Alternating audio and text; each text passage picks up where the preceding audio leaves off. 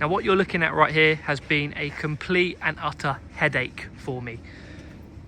Dealers always get vehicles which just are a little bit aggy. They always just, you know, just things that go wrong and wrong and wrong and wrong. And this one has been a particular headache for me. So this is a refrigerated vehicle, which in the van world are normally quite good sellers. Just unlock the back doors.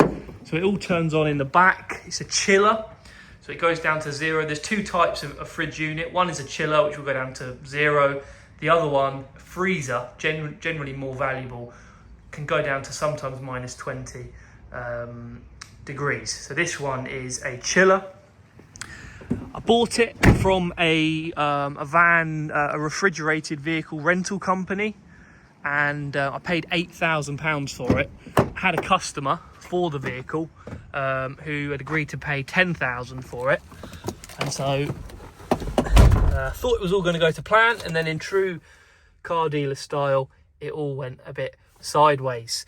So on the way to delivering the vehicle, the van broke down, and just turn this down, and it needed 4 injectors and a fuel pump. So what happened was the fuel pump had disintegrated, and the shards from the pump killed the injectors. Pretty expensive repair.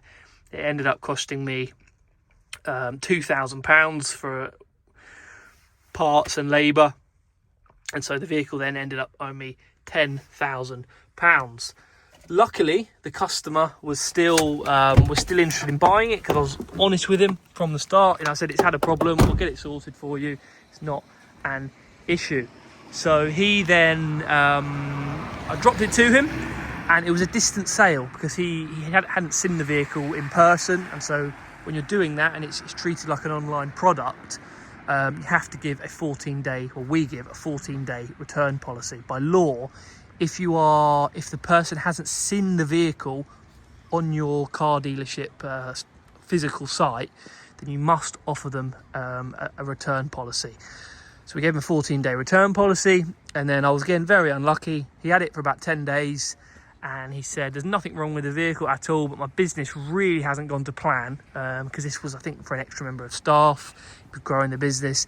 Didn't go to plan, and he said, I'm sorry, but I'm going to have to bring it back under the distance sale agreement. So after all of that faffing about and trying to get it all fixed for him in time, the van came back. He'd done about 500 miles in the vehicle, so we did discount some money for that under the policy, but that was that.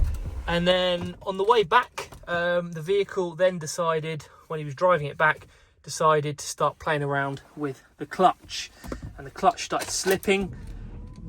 Wasn't doing that before, so I'm not too sure what had happened when the guy brought it back, and so we had to had a new clutch and flywheel.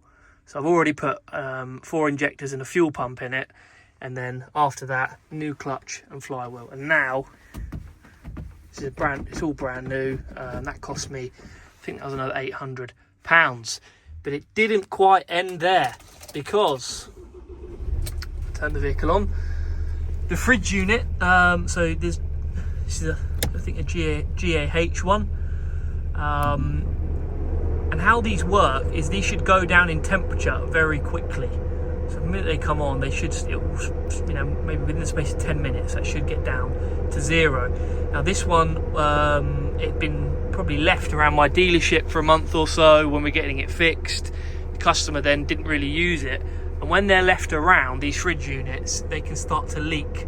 And so I also had to get the fridge unit serviced as well, and that ended up costing me another £400. So the vehicle now owes me the best part of probably just over £11,000. You can see it dropping in temperature now.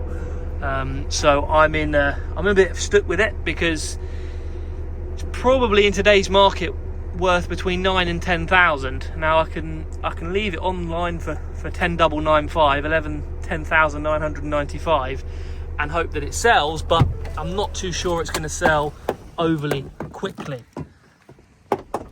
Or I can reduce the price, lose a couple of thousand, and move on from this headache.